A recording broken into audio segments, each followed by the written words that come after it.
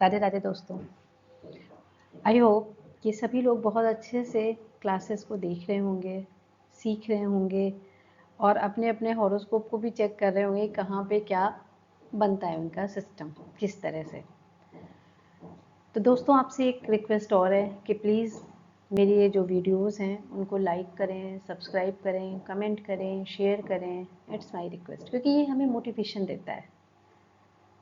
बाकी क्लासेस तो आपकी पढ़ी रही हैं, क्लासेस तो हम बताएंगे, सारा समझाएंगे, उसमें कोई वो नहीं है, लेकिन हाँ थोड़ा सा मोटिवेशन भी चाहिए।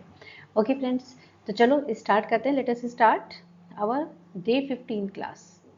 आज की क्लास में हम क्या पढ़ेंगे? अभी तक हमने पढ़ लिया एस्ट्रोलॉजी क्या है, ठीक है ना, सारा समझा।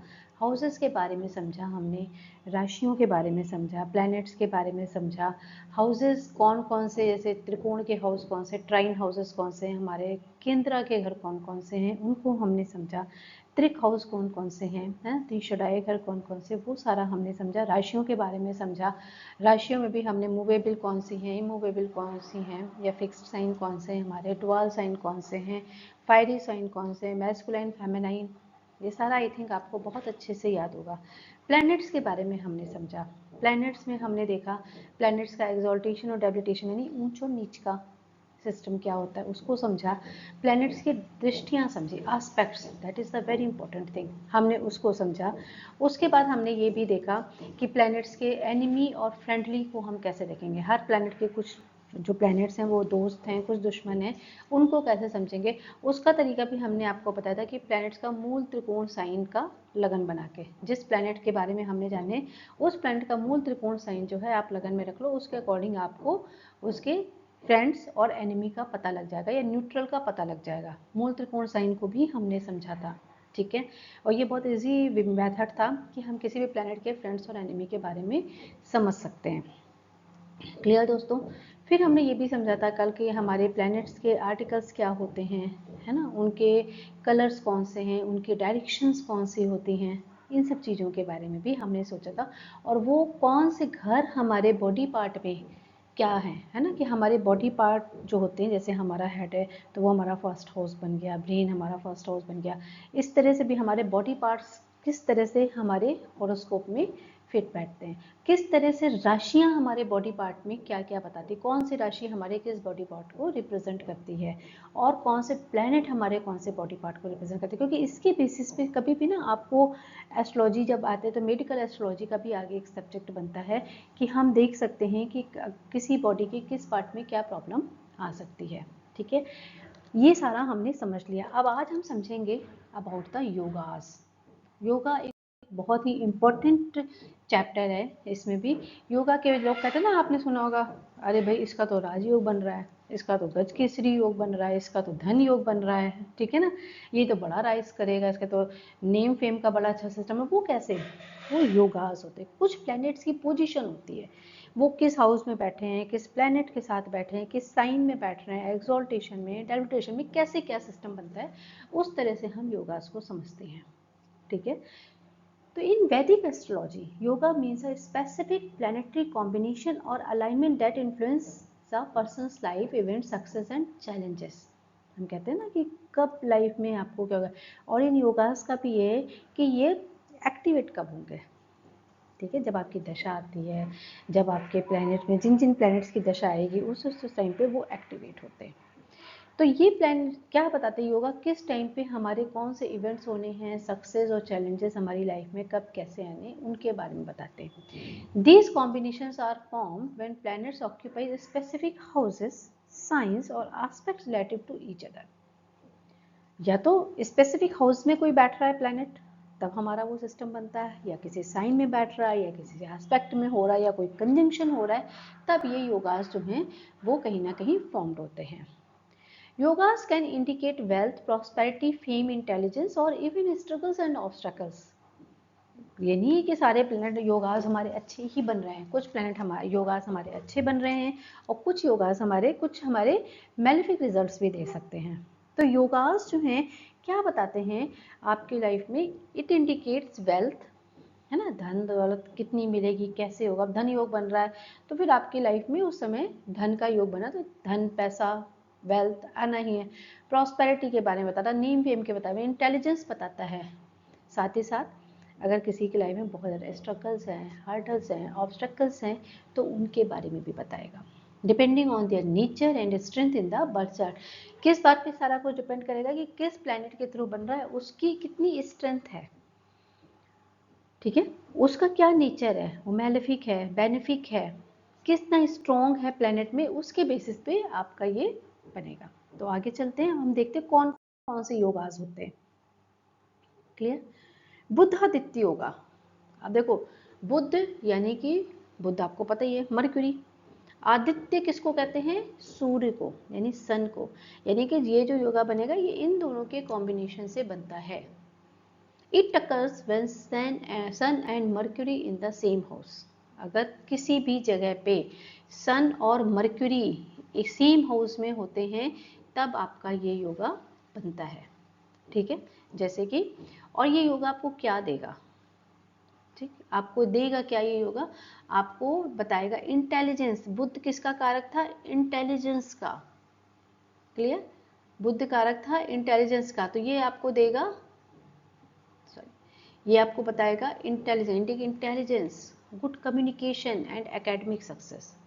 बुध और सूर्य, ठीक है ना, इंटेलिजेंस के कारक हैं, good communication, academic success, name fame, Aditya, ठीक है ना, सफलता, सक्सेस। तो ये आपको इसके बारे में बताता है। अभी योगा कैसे बने, जैसे फॉर एग्जांपल हम देखते हैं कि मान लो यहाँ पे आपके सन और मरकरी एक साथ बैठे, ठीक है, सन और मरकरी एक साथ बैठे हैं तो बुधादित्य योग बनेगा। लेकिन इसमें भी काफ़ी कुछ देखना पड़ता है। अब मान लीजिए कि जब भी बुधादित्य योग बनेगा तो इनमें कम से कम, है ना, 4 पद, अभी हम नक्षत्राज में आगे जाएंगे तो मतलब कि डिफरेंस हो, ऐसा ना हो कि बुध यहाँ पे कंपस्ट हो रहा हो, सन के बहुत क्लोज हो रहा हो, तो फिर उसके इफेक्ट खत्म हो जाएंगे, ठीक है ना। फिर वो बुधादित्य के, ऐसे तो अगर आप देखा जाए तो सन मर्क्यूरी वीनस ये अराउंड मार्स ये सब एक साथ ही आपको आसपास ही घूमते हुए मिलेंगे। सन और मर्क्यूरी तो अक्सर, सन और वीनस अक्सर, ठीक है ना, सन मर्क्यूरी वीनस बस ये सब आपको आसपास ही घूमते मिलेंगे, ठीक है ना। या तो पहले घर में, दूसरे घर में, एक दो घरों का फर्क होगा, या एक साथ बैठे होते हैं सन मर्क्यूरी वीनस, मार्स भी साथ में कई बार। तो ये आपको अराउंड में, तो कई बार होता है जब प्लैनेट बहुत ज़्यादा क्लोज होता है, कंबस्ट की आपने सिचुएशन पड़ी, आगे हम डिस्कस करेंगे इस मैटर पे, अभी मैं आपको शॉर्ट में बता देती हूँ कि कोई भी प्लैनेट जब सन के बहुत क्लोज आ जाता है तो वो कंबस्ट हो जाता है। कंबस्ट यानी कि अस्त होना। आपने अक्सर देखा होगा जब आपका हॉरोस्कोप आता है तो वहाँ पे आपका या तो ना, जैसे लिखा है मर्क्यूरी, तो यहाँ पे या तो सी लिखा होता है अंडर ब्रैकेट करके, यहाँ पे अंडर ब्रैकेट में ये ऐसे करके सी लिखा होगा, या हिंदी में होगा तो आ लिखा होगा, ठीक है। आ का मतलब होता है अस्त और सी का मतलब होता है कंबस्ट, ठीक। तो अगर प्लैनेट अस्त है या कंबस्ट है तो वो कहीं ना कहीं अपने इफेक्ट्स, जो उसके ट्रेट्स हैं, जो एट्रीब्यूट्स हैं, वो ख़त्म हो जाते हैं, फिर उस हिसाब से आपको उसके रिजल्ट नहीं मिलेंगे। तो ये चीज़ बहुत देखने की होती है। तो उसमें यही होता है कि एटलीस्ट जो है, जब हम देखते हैं तो कुछ पदों का, है ना, 2.5-5 पदों का कुछ डिफरेंस होना चाहिए, तब तो ठीक है। क्योंकि अगर बहुत क्लोज आ गया, 5 या 6 डिग्री के क्लोजनेस पे आ जाता है तो मरकरी अस्त हो जाएगा, सन के जितना क्लोज जाएगा, तो फिर वो अपने इफेक्ट नहीं दे पाता है। हम कहेंगे जी हमारा तो बुधादित्य योग बन रहा है, हाँ बच्चा तो बड़ा इंटेलिजेंट होगा, आप प्रेडिक्शन कर रहे हो, बच्चे का तो नेम फेम है, कभी वहाँ पे वो चीज़ें नहीं दिख रही हैं। उसका रीज़न ये भी, तो किसी भी चीज़ को बोलने से पहले, करने से पहले you have to check properly, you have to check the horoscope, it will take time, no issue, थोड़ा सा टाइम लगाओ, आप देखो, बट चेक प्रॉपर करो, ठीक है ना, किसी को कुछ भी बोलने से पहले।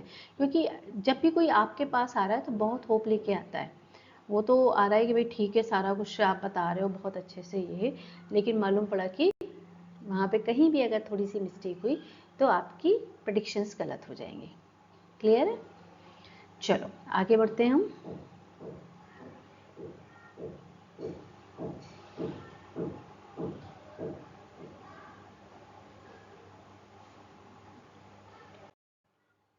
बुधादित्य योग के बाद दूसरा योग हमारा बनता है चंद्र मंगल योगा। चंद्र मंगल। देखो प्लैनेट्स को समझो, चंद्र मंगल यानी मून एंड मार्स।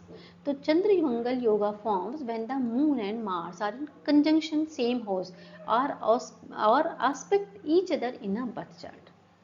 मतलब कहने का ये है कि जब भी कभी मून एंड मार्स या तो सेम हाउस में बैठे हों, ठीक है, मान लीजिए मून यहाँ पे बैठा है, मून, ठीक है, और मार्स, ये दोनों सेम हाउस में बैठ गए, ठीक, देखो एक साथ बैठे हुए। या फिर आस्पेक्ट, आस्पेक्ट मैंने बताया था जब प्लैनेट्स का कोई 7th आस्पेक्ट है, कुछ आस्पेक्ट बनते, मान लो मून यहाँ पे बैठा है, ठीक है, और मार्स यहाँ पे बैठा है, ठीक है। आस्पेक्ट आपको काउंट करने बताए थे ना। अब देखो अगर यहाँ से गिनेंगे हम, आप यहाँ से देखो, अगर हम काउंट करते हैं 1 2 3 4 5 6 7, यानी मून अपना 7th एस्पेक्ट मार्स को दे रहा है। अगर हम इसी तरह से आगे बढ़ें तो 1 2 3 4 5 6 7, मून और मार्स एक दूसरे को एस्पेक्ट कर रहे हैं। तो अगर ये सिचुएशन बनती है, दोनों सेम हाउस में बैठे हों या दोनों एक दूसरे को एस्पेक्ट कर रहे हों, तो चंद्र मंगल योगा बन जाता है, ठीक है। चंद्र मंगल योगा क्या करते हैं? This combination brings wealth, courage and strong business skills. ये आपको धन देता है, साहसी बनाता है। धन देना, liquid money, moon is the karaka for the wealth also, exalted. देखो आपको कहते हैं ना, मून कहाँ, वीनस के साइन में एक्सॉल्टेड, 2 नंबर साइन में एक्सॉल्टेड होता है, तो धन दौलत तो देते ही है फिर, है ना। Moon is the karaka for the liquid money also. Strong business skills देता है आपको। लेकिन कभी कभी ये मून और मार्स इकट्ठे होते हैं ना, तो ऐसे जो नेटिव होते हैं ना, कई बार जो होता है वो थोड़े से कहते हैं ना कि झगड़ालू टाइप के भी हो जाते हैं। अब देखो ना, यहाँ पे आग और पानी भी कर रहा है, थोड़ा सा नेचर उनका कई बार स्टबर्न हो जाता है, एंगर इश्यूज भी आते हैं। क्लियर, समझ में आ गया? चंद्र मंगल योगा यानी कि चंद्र और मंगल जहाँ पे इकट्ठे होते हैं। अब हम पढ़ते हैं उभयाचारी योगा। उभयाचारी का मतलब क्या है? उभय मीन्स होता है दोनों तरफ, उभय 2 चीज़ों के लिए आता है, उभय वर्ड आता है। उभयचारी योगा तो बनेगा कैसे? Ubhayachari yoga occurs when there are benefic planet. सबसे पहले आप बेनिफिक और मेलिफिक को समझ लो। जो बेनिफिक प्लैनेट है, बेनिफिक प्लैनेट का मतलब होता है हमारा जुपिटर, है ना। बेनिफिक प्लैनेट हमारे कौन से हो गए? जुपिटर, वीनस, मर्क्यूरी और मून भी आता है, ठीक है। यहाँ पे क्योंकि उभयचारी योगा में हम उनको नहीं काउंट करें, जो बेनिफिक प्लैनेट्स हैं उनको आप नोट कर लो कि बेनिफिक प्लैनेट्स का मतलब है हमारा, आपके कौन से हो गए?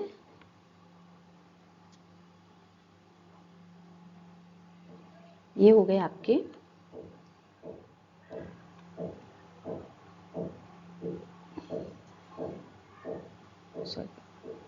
ये हो गया आपका मून, ये बेनिफिक होते हैं, ये हमने आपको पढ़ाया भी था। वीनस, मर्क्यूरी और जुपिटर, ये नेचुरल बेनिफिक प्लैनेट्स हैं, इनको दिमाग में रखिएगा, ठीक है।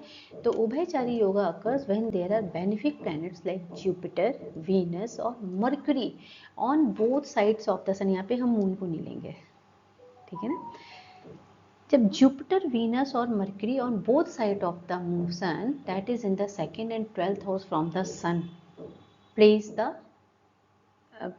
इन द नेटल चार्ट, तब ये आपका उभयचारी योगा बनता है।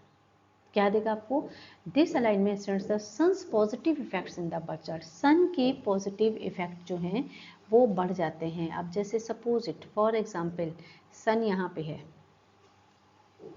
ठीक है, 2nd और 12th, ये 2nd हाउस हो गया, ये 12th, और कहीं भी हो सकता है। ये नहीं, हम सन से अगर मान लो सपोज इट सन यहाँ भी बैठा है, तो भी सन से 2nd कौन हो गया? ये घर, और सन से 12th कौन सा हो गया? अगर आप काउंट करोगे तो 1 2 3 4 5 6 7 8 9 10 11 12, तो कहीं भी बैठ सकता है। ये नहीं कि हम यहीं पे ही बैठाएंगे, फर्स्ट हाउस में बिठा के ही हम देख रहे हैं, नो नो नो, यहाँ पे भी बैठ। तो अब सन से 2nd और 12th में कहते हैं बेनिफिक। मान लो कि सपोज इट फॉर एग्जाम्पल यहाँ पे जुपिटर आ गया, यहाँ पे वीनस आ गया, या मर्क्यूरी आ जाए, कोई भी आ जाए, ठीक है।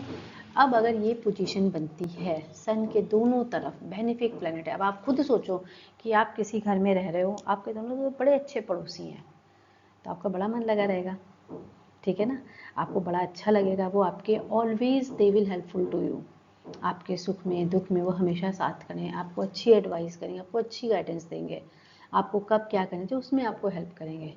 तो सेम पोजीशन इज हियर। तो जब सन के दोनों तरफ, ठीक है, सेकेंड हाउस और 12th हाउस दोनों तरफ जो है जुपिटर और वीनस होते हैं, मतलब बेनिफिक प्लैनेट्स हैं, तो सन के पॉजिटिव इफेक्ट्स बढ़ जाते हैं, ठीक है। तो यहाँ पे इसका मतलब हो गया कि ये उभयचारी योगा कहलाता है, that is called the Ubhayachari yoga, यानी कि सन के दोनों तरफ जो है बेनिफिक प्लैनेट्स हो। प्लैनेट्स को बात को मतलब नाम से ही आपको प्लैनेट के बारे में समझ में आ जाएगा कि क्या कह रहे हैं, क्लियर। नेक्स्ट योगा हमारा कहता है इट ग्रांट्स, अच्छा, it grants leadership qualities, fame, confidence and financial success. Name fame भी बढ़ाता है, लीडरशिप क्वालिटीज देता है, कॉन्फिडेंस लेवल को बढ़ाता है, फाइनेंशियल सक्सेस भी आपको देता है। नेक्स्ट है हमारा लग्नाधि योगा, ठीक है ना। लग्नाधि योगा, लग्नाधि योगा क्या करता है? लग्नाधि yoga forms when benefic planets, अभी हमने बात करी जुपिटर, वीनस और Mercury are placed in the 6th, 7th और 8th house from the ascendant, यानी कि लग्न, लग्न से, जैसे ये आपका लग्न होता है, हमेशा याद रखना फर्स्ट हाउस इज योर लग्न, ठीक है। फर्स्ट हाउस आपका लगन भी कहा जाता है, इसको असेंडेंट भी कहते हैं फर्स्ट हाउस को, जैसे हम तन स्थान करते ना, ये लगना भी कहा जाता है इसको। तो जुपिटर, वीनस और मर्क्यूरी कहीं से भी यहाँ से, यानी 6th, 7th और 8th, 6th, 7th और 8th हाउस में बेनिफिक प्लैनेट आ जाए, ठीक है। From when like Jupiter, Venus और Mercury place in 6th, 7th और 8th हाउस, ये आपका लग्न हो गया, यहाँ से 6th में, 7th में और 8th हाउस में बेनिफिक प्लैनेट आ जाए तो आपका लग्नाधि योगा बन जाता है। It strengthens the overall positive energy around the natives personality and life path. Overall positive energy देता है नेटिव्स में, है ना, उसकी पर्सनैलिटी बहुत अच्छी हो जाती है। Enhances wisdom, spiritual awareness and a balanced mindset, clear. अब हम कैसे, ये लगन हो गया हमारा फर्स्ट हाउस, और यहाँ से 6th में, है ना, जैसे कि 6th में यहाँ पे अगर आ गया आपका जुपिटर, वीनस और मर्क्यूरी। अब 6th, 7th और 8th हाउस तीनों में ही बेनिफिक प्लैनेट्स आ गए तो रिजल्ट अच्छे हो जाएंगे। आगे बढ़ते हैं।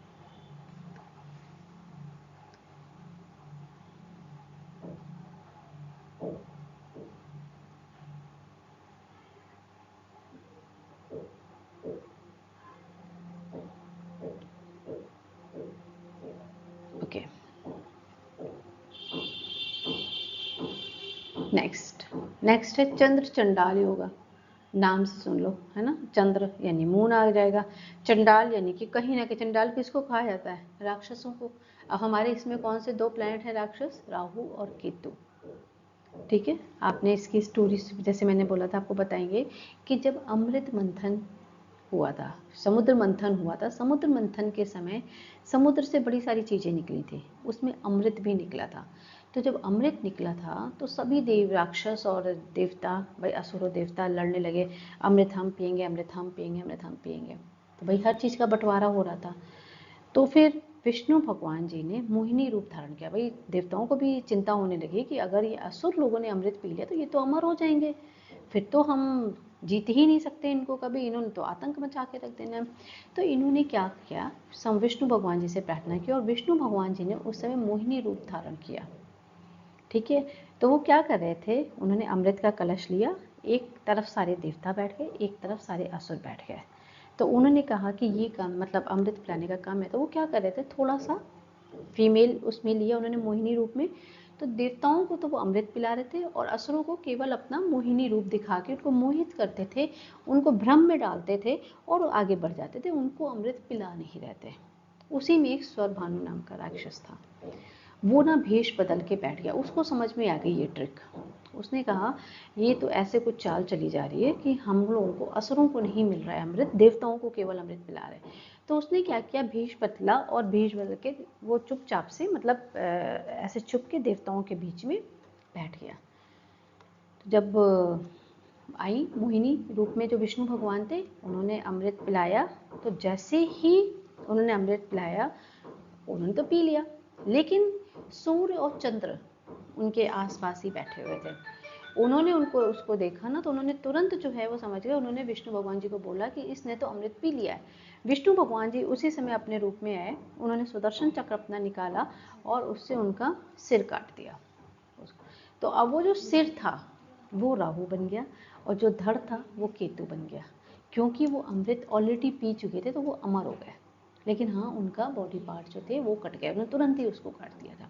तो ये है राहु और केतु की स्टोरी मैथोलॉजिकल। ठीक है, अब क्योंकि सूर्य और चंद्र ने बताया था, इसीलिए सूर्य और चंद्र दोनों से दुश्मनी रखते हैं, राहु और केतु की दुश्मनी रहती है। तभी देखो ना, ल्यूनर एक्लिप्स और सोलर एक्लिप्स लगता है तो ये कहते हैं ना कि राहु और केतु जो हैं सूर्य और चंद्रमा का भक्षण करते हैं। ल्यूनर एक्लिप्स में है ना, या सोलर एक्लिप्स में सूर्य का होता है, ल्यूनर एक्लिप्स में उसका होता है, मून का होता है, मून और केतु, और सन और राहु। तो वो प्रॉब्लम कहीं ना कहीं, अब सन और राहु अगर आपके हॉरोस्कोप में एक साथ बैठे हैं या आस्पेक्ट्स में हैं, है ना, आस्पेक्ट्स है या कंजंक्शन है, कुछ ऐसा है, या मून और केतु का बन रहा है, या मून और केतु आस्पेक्ट्स में, तो कहीं ना कहीं उससे रिलेटेड प्रॉब्लम आएंगी। ठीक है, चंद्रमा राहु बैठ जाए, चंद्रमा केतु बैठ जाए, सन राहु बैठ जाए, तो ये सारी प्रॉब्लम्स करेंगे।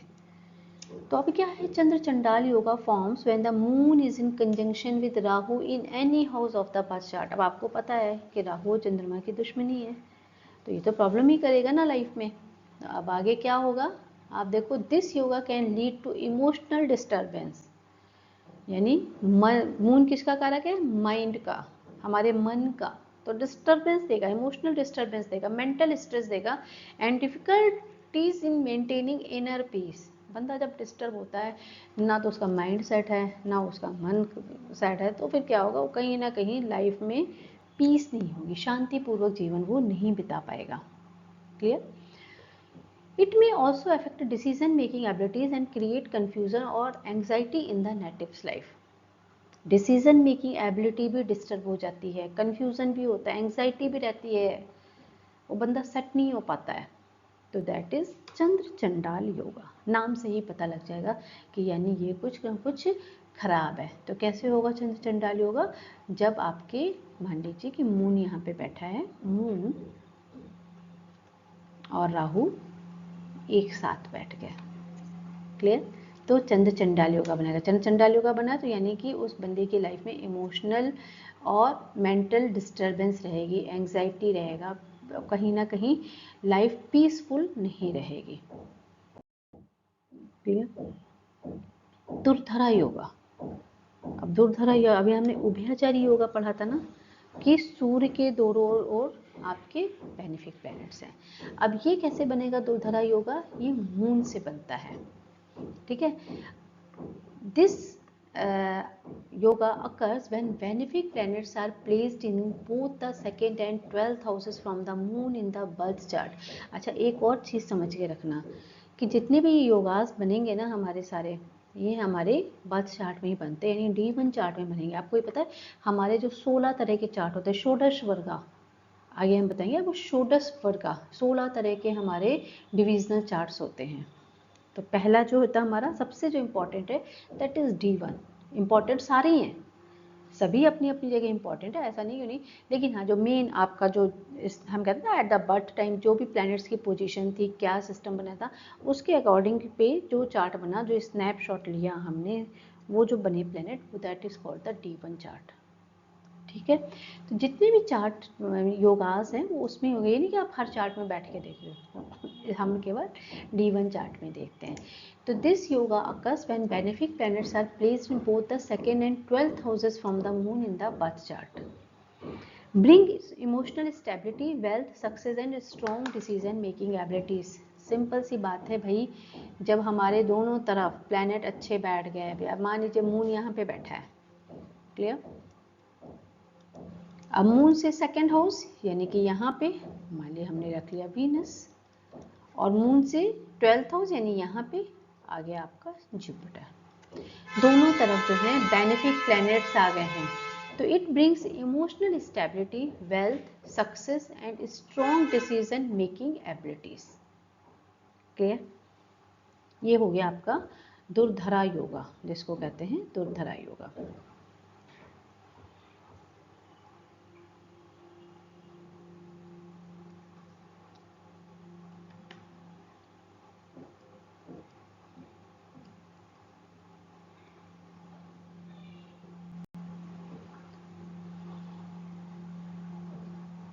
नेक्स्ट हम देखते हैं,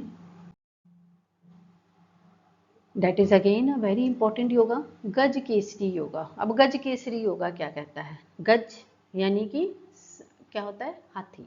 केसरी यानी कि सिंह, ठीक है ना। गज केसरी योगा यानी कि बड़ा ही इंपॉर्टेंट, बड़ा ही पावरफुल योगा। ये कैसे बनता है? Gaj Kesari yoga is formed when Jupiter occupies a kendra house first, fourth, seventh और 10th from the moon in the natal chart. The powerful planetary combination enhances wisdom, wealth and prestige. Okay, तो इसका हम example आपको बताते हैं। एक मिनट होल्ड करिएगा, मैं आपको यहाँ पे बना के बता रही हूँ, स्क्रीन चलेगी। जैसे मान लीजिए आपका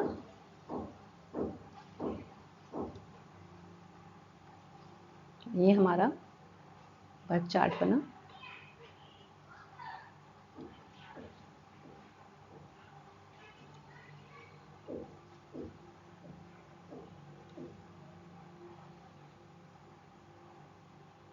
ठीक है। क्या कहता है? मून से फर्स्ट, फोर्थ, सेवेंथ और 10th हाउस में अगर जुपिटर प्लेस्ड होता है, तो फॉर एग्जांपल मान लीजिए हमारा मून यहाँ पे है, ठीक है, इस जगह पे मून है। अब यहाँ से फर्स्ट, तो फर्स्ट यानी जुपिटर या तो इसके साथ में बैठा हो, इससे फोर्थ यानी कि 1, 2, 3, 4 या तो जुपिटर यहाँ पे हो, इससे सेवेंथ यानी यहाँ से काउंट करें 1, 2, 3, 4, 5, 6, 7 यानी कि यहाँ पे हो, या फिर इससे 10th यानी 7 था ये, 8, 9 और 10 जुपिटर आपका यहाँ पे हो, ठीक है। तो अगर ये पोजीशन बनती मून से, मून कहीं भी बैठा हो, सपोजिट मून यहाँ पे भी बैठ सकता है, जहाँ भी बैठा हो, यानी यहाँ पे बैठा हो, कहीं पे भी बैठा हो, उससे फर्स्ट हाउस में, ठीक है, फिर उससे फोर्थ हाउस में, ठीक, उससे सेवेंथ हाउस में और उससे 10th हाउस में अगर जुपिटर बैठा होता है तो फिर वो गज केसरी योग बनाता है। आई थिंक ये आपको क्लियर हो गया होगा। इसमें और भी बहुत कुछ डिटेल में होती हैं चीज़ें जो कि हम समझ सकते हैं, उस हिसाब से हम देखेंगे आगे आगे। इन योगास के बड़े इफेक्ट आते हैं। अगर किसी के उसमें गज केसरी योग बन रहा है तो हम कह सकते हैं कि native will be intellectual, wisdom full of wisdom and बहुत सारी उसमें क्वालिटीज़ होती हैं। गज केसरी, हाथी और सिंह दोनों ही जंगल में बड़ी पावरफुल पोजिशन रखते हैं, ठीक है ना। हाथी भी राजाओं, देखो राजा लोग कहते हैं ना, हाथी कोई वही रखे जो कि राजा लोग जैसे लोग, सिंह, शेर, केसरी कहा जाता। तो फिर ये चीज़ें तो अब आप समझ सकते हो कि इस योगा का कितना महत्व होगा। तो दोस्तों आज की क्लास हम यहीं पे इसके रिजल्ट्स हम देख लेते हैं। The native becomes illustrious, intelligent and virtuous, brings wealth, success and scholarly achievements, ठीक है। bestows a royal demeanor with a strong reputation and social influence, leads to lasting fame with the potential to make a significant impact in their field or even create history। बहुत ज़्यादा intelligent होते हैं ऐसे लोग, बहुत ही इनमें गुण, जैसे कहते हैं ना कि बहुत ही वैल्यूबल, इनके संस्कार बड़े अच्छे होते हैं, इनके गुण इनके अंदर बहुत होते हैं। ये वेल्थ, सक्सेस और काफ़ी सारे नेम, फेम, प्रॉस्पेरिटी, अचीवमेंट्स लाते हैं अपनी लाइफ में। स्कॉलर, क्योंकि देखो जुपिटर और मून का कॉम्बिनेशन बना है, जुपिटर स्कॉलरली अचीवमेंट्स भी हो सकते हैं। Bestows are all demeanour with a strong reputation and social influences, personality भी इनकी वैसी ही होती है, रॉयल, है ना। Leads to lasting fame with the potential to make a significant impact in their field और even create history. Long lasting name fame होता है इनका। ये अपनी लाइफ में बहुत कुछ, कोई कहते हैं ना इतिहास रचने वाला काम करते हैं।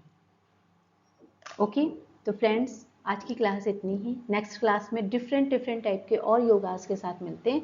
अगर आपको इसमें कहीं भी कोई कन्फ्यूज़न है या कुछ नहीं समझ में आ रहा है तो आप प्लीज़ हमें नीचे कमेंट्स में लिख के दें। अगर कुछ ऐसा होता है तो हम नेक्स्ट क्लास में उसको क्लियर कर देंगे आपको, और भी डिफरेंट टाइप के हम एग्जांपल्स लेके उसके साथ क्लियर कर देंगे। तो दोस्तों, फिर आपसे वही रिक्वेस्ट है, आप हमारे चैनल को लाइक करें, सब्सक्राइब करें, कमेंट्स करें और शेयर करें। Thank you so much.